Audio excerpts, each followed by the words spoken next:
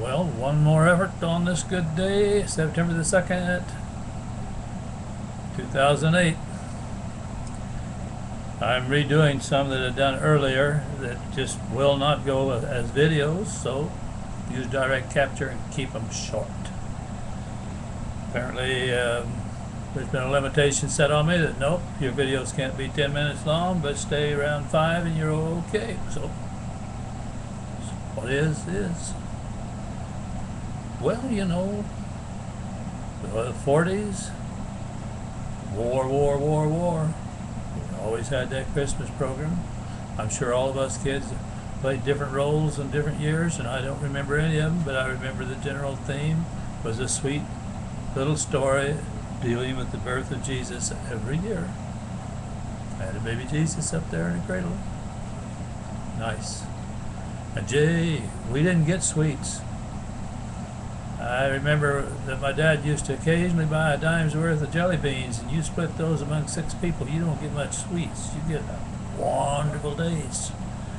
And my gosh, we got a sack after the program that included maybe a chocolate, maybe even 2.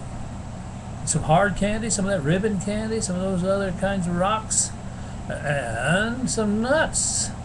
And usually an apple or an orange, and once in a while, the budget was really fat, we got an orange and an apple. And you might think that's strange, but we didn't get fruit either. Fresh fruit was a real treat for kids in those days. Not just because it was a war, maybe even more because we'd been in a depression and nobody had any money.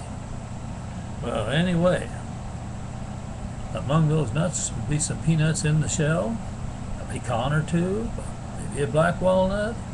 And then there were some other nuts that were kind of large, really black and hard. And I don't know that I ever heard anybody call them anything except nigger toes.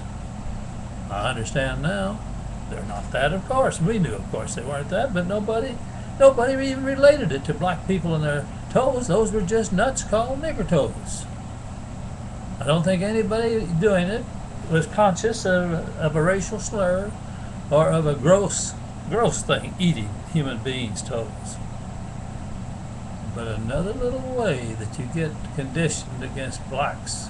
Some of those radical friends of mine and peers of mine that say if a black gets elected, they'll take a shot at him and see if they can assassinate him, are part of the people that were just programmed, a little of this and a little of that, and so on and so forth.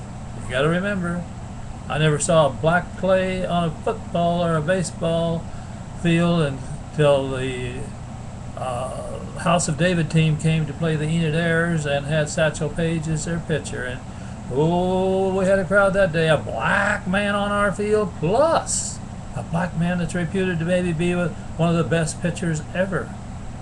And he certainly lived up to that day.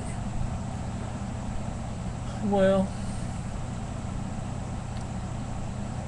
I hope that the younger children, and I've tested this a little, and the younger children I've been around in the family, they have no idea of what those black hard nuts are called, but the first and second generation of my children and my grandchildren, and you ask about it, oh yeah, they had heard that term. Fortunately, the grandchildren, yes, they had heard it, but something they just heard. It wasn't something that's what those nuts were. Well, I'll call you back one more time to the Bible, the story of the Good Samaritan. You know, and the Bible says clearly, love thy neighbor, but it also says love your enemy.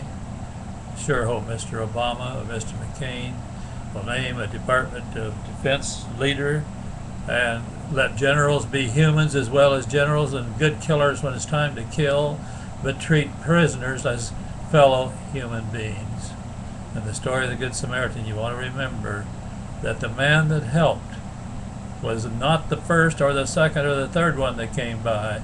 It was a man from another, cult, another faith, another group, and he was the Good Samaritan that understood what Jesus wanted us to all understand.